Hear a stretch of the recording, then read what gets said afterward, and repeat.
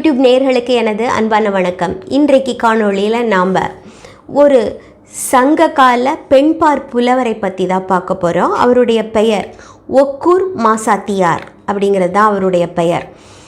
இவர் பிறந்த ஊர் ஒக்கூர் அப்படின்னு தெரியுது. இவருடைய இயற்பெயர் மாசாத்தியார். இந்த ஒக்கூர் அப்படிங்கிறது தஞ்சாவூர் பக்கம் ஒன்று இருக்குது, ஆனால் அது இல்லை. இது சிவகங்கையின் அருகில் இருக்கிற ஒக்கூர். அங்கே இவருக்கு நினைவு சின்னம் கூட இருக்குது. இந்த ஒக்கூர் மாசாத்தியார் அப்படிங்கிற புலவர் சங்க இலக்கியத்தில் எழுதிய பாடல்கள் 8 பாடல்கள். அதில் அகநானூற்றில் 2 பாடல்கள், புறநானூற்றில் 1 பாடல், குறுந்தொகையில் 5 பாடல், 8 பாடல்களை எழுதியிருக்கிறாரு இவர். இப்போது முதலாக நம்ம பார்க்க போகிறது புறநானூற்று பாடலை தான் பார்க்க போகிறோம். இந்த புறநானூற்றில் இவர் எழுதிய பாடல் இது ஒன்று தான், ஆனால் ஒரு வித்தியாசமான பாடல். இவர் எழுதின குறுந்தொகை இதிலெல்லாம் முல்லை நிலத்தை பற்றி தான் இவர் பாடியிருக்கிறாரு. முல்லை அப்படிங்கிற வார்த்தை அதிகமாக உபயோகித்திருக்கிறாரு இந்த புலவர். ஒவ்வொரு பாடல்லையும் முல்லை அப்படின்னு வந்திருக்குது. வித்தியாசமாக ஒரே ஒரு மருத நிலத்தை சார்ந்த ஒரு குறுந்தொகை பாடலை இவர் பாடியிருக்கிறாரு. சரி, இப்போது இவர் பாடின இந்த புறநானூற்று பாடல், அந்த பாடலுடைய திணை அப்படின்னா வாகை திணை அப்படின்னு சொல்கிறோம். அதாவது வெற்றி மேம்பாட்டு பற்றி பாடுறது தான் வாகை. அதாவது யார் அரசர் வெற்றியாக இருந்தால் அரசருடைய வெற்றியை பற்றி பாடுவது, இல்லைன்னா ஒரு சான்றோருடைய வெற்றி, அப்படி பல வகை வெற்றியை பாடுவது தான் இந்த வாகை திணையில் வரும். இதற்கு பல துறைகள் இருக்குது. அதில் மூதின் முல்லை அப்படிங்கிறது ஒரு துறையாக இருக்குது. அந்த துறையில் தான் இந்த பாட்டு அமைந்திருக்குது. எதுக்கு இந்த துறையை பற்றி சொன்னேன் அப்படின்னா, இந்த துறை பெண்களின் வீரம் பற்றியாக, அதாவது ஒரு பெண்ணின் மரக்குல பெண்ணின் வீரத்தை பற்றி போற்றி பாடுவதாக இது அமைந்திருக்குது. அந்த காலத்தில் ஒரு பெண்ணின் வீரத்துக்காக ஒரு தனி துறையே அமைந்திருக்குது. ஒரு நமக்கெல்லாம் ஆச்சரியமான வியப்புக்குரியதாக இருக்குது. பெண்களை போற்றுகிற தன்மையும் அவருடைய வீரத்தை பாராட்டுகிற தன்மையும் இதில் புலப்படுது. சரி, அப்படி என்ன வீரத்தை பற்றி, யாரை பற்றி இந்த புலவர் புறநானூற்று பாடலில் பாடினார்? இந்த பாடல் 279வது பாடலாக அமைந்திருக்குது. இந்த பாடல் பிறந்தது எப்படி அப்படி இருந்திருக்கணும் அப்படின்ற ஒரு யூகம் பண்ணலாம் நம்ம. இந்த ஒக்கூர் மாசாத்தியார் ஊரில் அப்படி போயிட்டுருக்கார் போல். அப்போது அவருக்கு காதில் ஒரு கல்லென்று ஒரு சத்தம். கல்லுனா என்னென்னா கொல்லுன்ற சத்தம் சொல்ல மாட்டோம், ஊரே அல்லோல கல்லோலப்படுது அப்படின்னு சொல்லுவோம்ல. அப்படி ஒரே ஊரில் ஒரே கூச்சல் குழப்பம். என்ன அப்படின்னு பார்த்தா, இப்படியும் ஒரு பொண்ணு இருப்பாளா, இவ பண்ணுறது ரொம்ப அநியாயம் அப்படின்னு ஒரு பெண்ணை பற்றி பேசுகிறாங்க. இவ செய்கிறது ரொம்ப அநியாயமாக இருக்குது அப்படின்னா என்ன செஞ்சா அவ அப்படின்னு இவர் கேட்குறாரு. உடனே இந்த பொண்ணு, அவளுடைய தந்தை கொஞ்ச நாளைக்கு முன்னாடி நடந்த ஒரு போரில் தான், யானை போரில் உயிரை விட்டார். அதுக்கு பிறகு நேற்று நடந்த போரில் தான் இவளுடைய கணவன் பசுக்களை மீட்பதற்காக, அதாவது ஆணிரைகளை மீட்பதற்காக ஒரு போர் நடக்கும் இல்லையா, அதை வெற்றி கரந்தை அப்படியெல்லாம் சொல்லுவோம் நம்ம.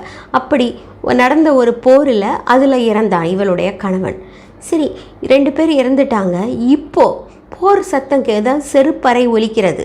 அதாவது போருக்கு அழைக்கிறாங்க ஒவ்வொரு குடும்பத்தில் இருந்தும்.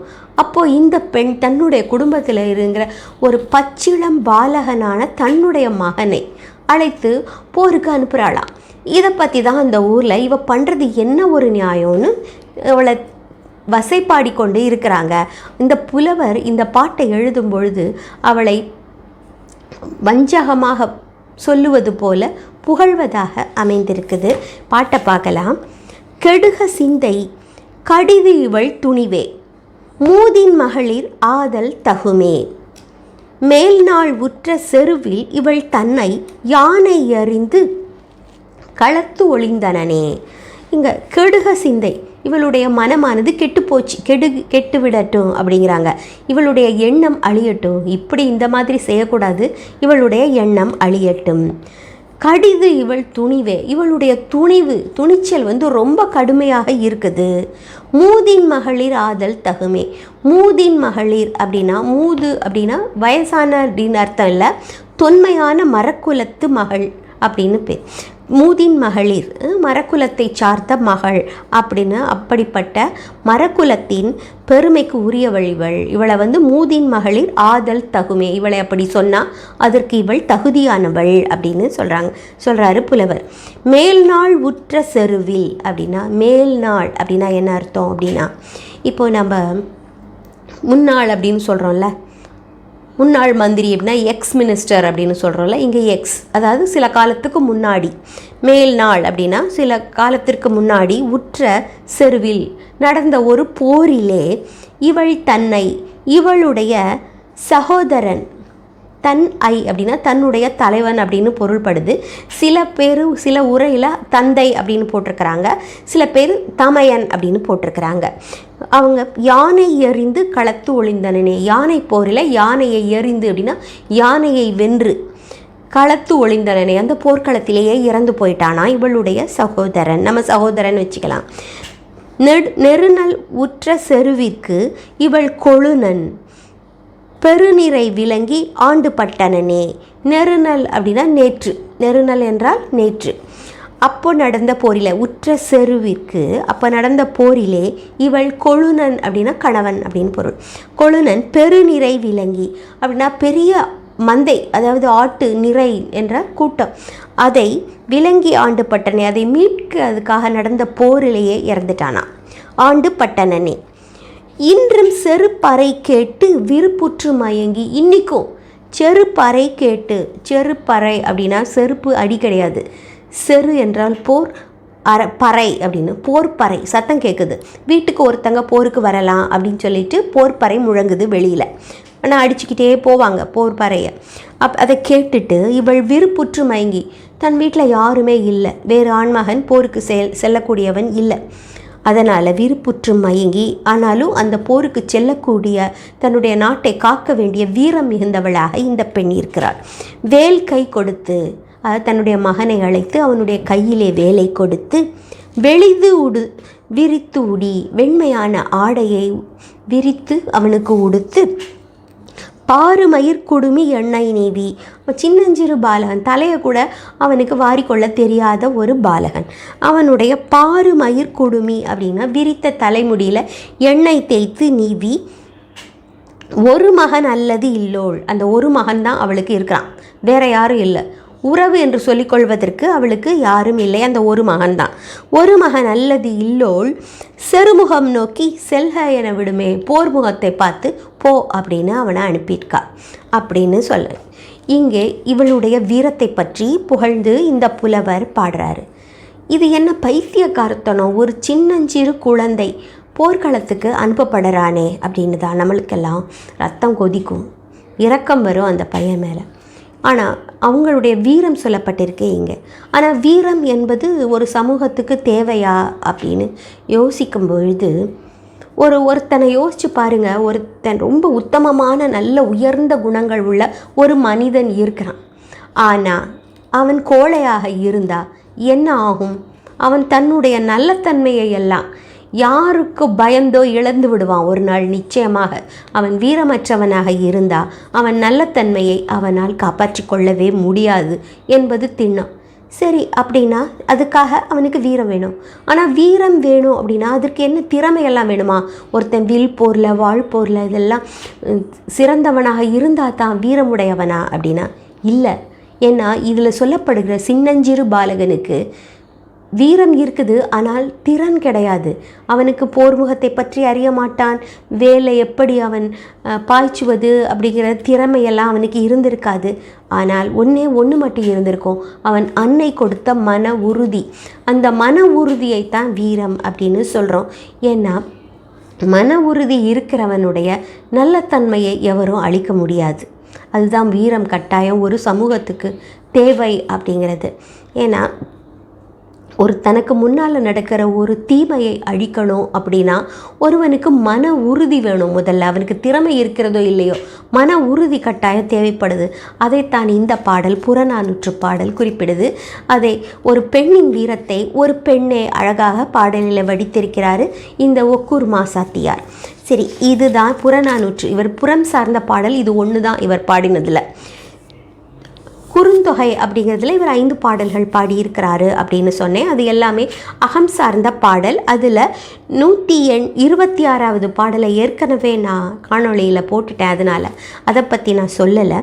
186வது பாடலை நாம் பார்க்கலாம். 4 வரிகள் தான் இருக்கும். இது எல்லாமே கார்காலத்தில் திரும்பி வரக்கூடிய தலைவனை எண்ணி பாடுவதாக அமைந்திருக்கும். இந்த பாடலை நாம் பார்க்கலாம். பாடலை பார்த்துட்டு நான் அது எந்த சூழலில் எழுதப்பட்டது, யார் பாடினது அப்படின்னு சொல்கிறேன். ஆர்கலி ஏற்றொடு கார்தலை மணந்த கொல்லை புனத்த முல்லை மென்கொடி எயிறு என முகையும் நாடற்கு துயில் துறந்தனவால் தோழியம் கண்ணே அப்படின்னு யார் தலைவி சொல்கிறா, யார்கிட்ட? தோழிக்கிட்ட. அதாவது கார்காலம் வந்துவிட்டது. கார்காலத்தில் பொதுவாக முல்லை சார்ந்த, அதாவது முல்லைத்திணை சார்ந்த பாடல்களில் எப்படின்னா கார்காலத்தில் தலைவன் திரும்பி வருவேன் அப்படின்னு சொல்லியிருப்பான். திரும்பி வரலை, காத்திருப்பது அப்படிங்கிறது தான் இதற்குரிய இந்த முல்லை நிலத்து மக்களுக்கு உரிய செயல். அப்படி காத்திருக்கிற தலைவி சொல்கிறா தோழிக்கிட்ட, அவன் இந்த முல்லை நிலத்தை சார்ந்த அந்த தலைவன் வராததுனால என்னுடைய கண்கள் துயிலை இழந்தன, அவனை நினைத்து துயிலை இழந்தன. ஆர்கலி ஏற்றொடு அப்படின்னா இங்கே வானத்தில் இடி மின்னுது, அதாவது ஒலியோடு கூடிய இடி. ஆர்கலி ஏற்றொடு கார்தலை மணந்த அப்படின்னா மேகம் முழங்கி மழையாக பொழிகிறது. அப்படி மழை பொழிகிற கொல்லை புனத்த முல்லை மென்கொடி, அப்படிப்பட்ட கொல்லைப்புறத்தில் உள்ள முல்லை கொடியானது எயிறு என முகையும், அதாவது பற்களை போல சிரிக்கிறதாம். அப்படி சிரிக்கும் நாட்டை உடையவனுக்கு நாடற்கு துயில் துறந்தனவாம் தோழியம் கண்ணே, அவனை நினைத்து என்னுடைய கண்கள் துயிலை மறந்தன அப்படின்னு தலைவி சொல்கிறார். இது ஒரு காட்சி படிமத்தை நம்ம முன்னாடி வைக்கிறாரு. ஒரு காட்சி தான், இவள் தலைவி தோழியிடம் சொல்லுவதாக. இந்த பாடல்கள் எல்லாமே குறுந்தொகை பாடல்களில் இந்த ஒக்கூர் மாசாத்தியார் பாடல் எல்லாமே ஒரு அழகியல் சார்ந்த பாடல்களாக அமைந்திருக்குது. ஒரு காட்சியை நம் முன் வைக்கிறது, நம்முடைய கற்பனை அதை கொண்டு விரிவதாக அமைந்திருக்குது. இதுதான் பாடல் 186வது பாடல். அடுத்து 220வது பாடல் ஒன்று இருக்குது, அதை நாம் பார்க்கலாம். இந்த பாடலில் பழமழை கலித்த புதுப்புன வரகின் இரலை மேய்ந்த குறைத்தலை பாவை இறுதி சேர் மருங்கில் பூத்த முல்லை, இது வரைக்கும் சொல்கிறேன். அதாவது இந்த பாடல் ஏன்னா தோழி தலைவியிடம் சொல்கிறாள். என்ன சொல்கிறேன்னா, தோழின்னு இங்கே தலைவி தான் தோழிக்கிட்ட சொல்கிறா. எப்படின்னா பழமழை கலித்த புதுப்புன வரகின் அப்படின்னா முதல்ல பழைய மழைக்காலத்தில் இந்த வரகை விதைத்திருப்பாங்க போல இருக்குது. அதிலே தழைத்திருக்கிறது புதுப்புன வரகு, அதாவது வரகு தழைத்திருக்கிறது. வரகு என்பது ஒரு தானியம். முன்பு அதை பழைய மழையிலே அதை விதைத்திருக்காங்க, இப்போது தழைத்திருக்குது.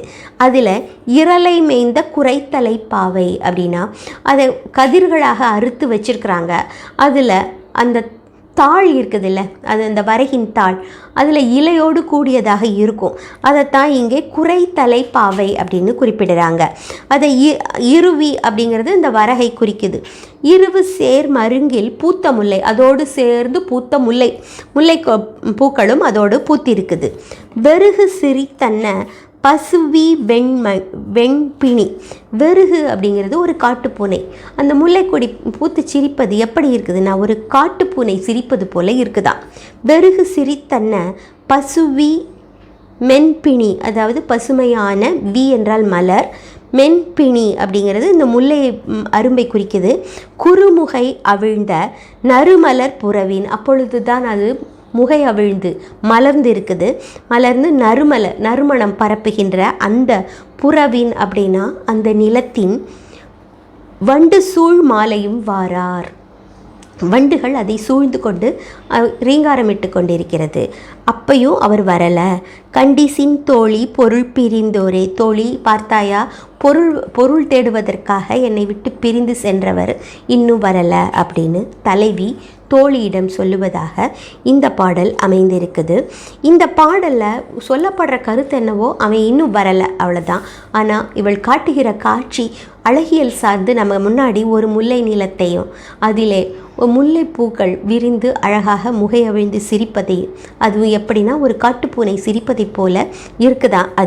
அது நறுமணம் பரப்புகிறதும் அதை சூழ்ந்து வண்டினங்கள் அதை சுற்றி வருவதாகவும் இந்த காட்சியை நமக்கு காட்டுகிறார் புலவர். அடுத்து இந்த 2-3 பாடல்களை நம்ம ஏற்கனவே ஒரு பாடலை நாம் பார்த்துட்டோம். அடுத்து இன்னொரு பாடலை, இந்த பாடல் 275வது பாடலாக இதுவும் முல்லைத்திணை சார்ந்தது தான். இதுவரைக்கும் நான் சொன்ன பாடல் எல்லாமே முல்லைத்திணை சார்ந்தது தான். இப்போ இந்த 275வது பாடலில் என்ன சிறப்பு அப்படின்னா, இதுவும் ஒரு அழகான காட்சியை காட்டுது. ஏன்னா தூரத்தில் மணி ஓசை கேட்குது. அந்த மணி ஓசையை கேட்டுட்டு தோழி சொல்கிறா தலைவியிடம். ஆனால் தலைவி ரொம்ப சோகமாக இருக்கிறா, தலைவன் வரலை, கார்காலத்தில் வரலை, திரும்பி வரலை அப்படின்ட்டு. அப்போது ஒருவேளை அவளுக்கு ஆறுதல் கொடுக்கறதுக்காக அந்த மணி ஓசை தலைவனுடைய தேரின் மணியாக இருக்குமோ, அல்லது மாலை நேரத்தில் திரும்பி வருகின்ற ஆணிரைகளின் கழுத்தில் கட்டப்பட்ட மணியாக இருக்குமோ அப்படிங்கிற ஒரு சந்தேகம் எழுது. உயர்ந்த ஒரு பாறையின் மேலே ஏறி பார்ப்போமா அப்படின்றாள் தோழி. பாடலை பார்க்கலாம். அழகான பாடல். இவருடைய பாடல்கள் எல்லாம் அழகியல் சார்ந்து மிக அழகான ஒரு காட்சி படிமத்தை முன்வைக்கிறது. நாம் பார்க்கலாம். முல்லை ஊர்ந்த கல் உயர்வு ஏறி கண்டனம் வருகம் சென்மோ தோழி. அதாவது முல்லை ஊர்ந்த, முல்லை கொடி ஊர்ந்த கல் என்பது ஒரு பாறை. அதில் ஏறி நாம் கண்டு வருவோமா, கண்டனம் வரும் சென்மோ தோழி, கண்டு வருவோமா தோழி அப்படின்றா. அதுக்கப்புறம் சொல்கிறது, எல் ஊர் சேர்த்தரும் ஏருடை இனத்து. எல் அப்படின்னா பகல் நேரம், மாலை நேரம். எல் என்றால் மாலை நேரம். எல் ஊர் சேர்த்தரும் அப்படிங்கும்போது மாலை நேரத்தில் திரும்பி வருகின்ற ஏருடை இனத்து அப்படின்னா, ஏறு என்பது காளை மாட்டை குறிக்குது. காளைகளோடு சேர்ந்த புல் ஆர் நல் ஆண் பூண்மணி கொல்லோ அப்படின்னு, அதாவது புல்லை மேய்ந்து உண்கின்ற நல்ல பசுக்களின் கழுத்திலே கட்டப்பட்ட மணியாக இருக்குமோ பூண்மணி கொல்லோ அப்படிங்கிறா. அதாவது மாலை நேரம், இந்த நேரத்தில் ஊருக்கு வருகின்ற காளை மாடுகளோடு சேர்ந்த ஒரு பசுக்களின் கழுத்தில் கட்டப்பட்ட மணி சத்தம்தான் கேட்கிறதா அப்படிங்கிறா. செய்வினை முடித்த செம்மல் உள்ளமுடு அப்படின்னா, தான் செய்த வினை, அதாவது எதற்காக போயிருப்பான், பொருள் தேடுவதற்காக தலைவன் போயிருப்பான், அது முடிஞ்சு போயிருக்கும் போல இருக்குது. செய்வினை இல்லை வேறு ஏதாவது ஒரு தொழிலோடு போயிருக்கலாம், அரசன் ஏதாவது ஒரு வேலைக்காக அனுப்பியிருக்கலாம். அந்த வினை முடித்த செம்மல் உள்ளமுடு நிறைவான உள்ளத்தோடு வில்வில் இளையர் பக்கம் போற்றி. அதாவது வில்லை உடைய இளையவர்கள் அப்படின்னா அவனுடைய நண்பர்கள் அவனுடைய பக்கம் போற்ற அப்படின்னு அவனுக்கு காவலாக வருகிறான். ஈர்மழந்த காட்டாறு வரும். அதாவது ஈரமான மணல் நிறைந்த காட்டாறு அப்படின்னா காட்டு வழி. அந்த காட்டு வழியாக வருகின்ற தேர்மணிகொல், தேரின் மணியாக இருக்குமோ தேர்மணிகள் கண்டு இயம்பிய உழமே. நாம் போய் பார்த்துவிட்டு வரலாம். இப்பொழுது கேட்கிற அந்த சப்தம் இயம்பிய உழமே. இப்போ கேட்கிறது இயம்பிய உழவே அப்படின்னா, இப்போ கேட்கிற அந்த சப்தமானது அந்த ஆடுகளாக மாடுகள் திரும்பி வருகிற கழுத்து மணியா அல்லது தேரின் மணியா அப்படின்னு கேட்கிறார். இந்த பாடலானது நமக்கு எப்படி ஒரு அழகிய காட்சியை காட்டுகிறது. அதை தான் சொன்னேன், ஒக்கூர் மாசாத்தியாருடைய தனித்திறமையை காட்டுகிறது. சரி, இது வரைக்கும் நம்ம சொன்னது எல்லாமே முல்லை நிலம் சார்ந்த பாடலை அதாவது முல்லை திணை சார்ந்த பாடலை பாடினார். இப்போ மருதம் சார்ந்த ஒரு பாடலை இந்த புலவர் பாடியிருக்கிறாரு. இந்த பாடலில், மருதம் சார்ந்த பாடலில் ஒரு சற்றே நகைச்சுவை நையாண்டி இருக்கிற மாதிரி இருக்குது. அது 139வது பாடலாக அமைந்திருக்குது. பாடலை சொல்லிட்டு பொருள் சொல்கிறேன். இந்த பாடலுக்கு என்னென்னா, தலைவன் இன்னொரு பெண்ணோடு தொடர்பு கொண்டு போயிட்டான், பிரிஞ்சு போயிட்டான். அந்த பெண் நல்ல ஒழுக்கம் இல்லாத ஒரு பெண் அப்படின்னு வச்சுக்கோங்க. மனம் திருந்தி இவகிட்ட வரணும் அப்படின்னு நினைக்கிறான். அப்போது தோழி சொல்கிறா, நீ வரவே வராத அப்படிங்கிறா. ஏன்னா அவள் நீங்கள் வந்தனா அவளுக்கு கோபம் வரும், அவளை தலைவியை பற்றி பழி கூறுவாள், நீ வராத அப்படிங்கிறா.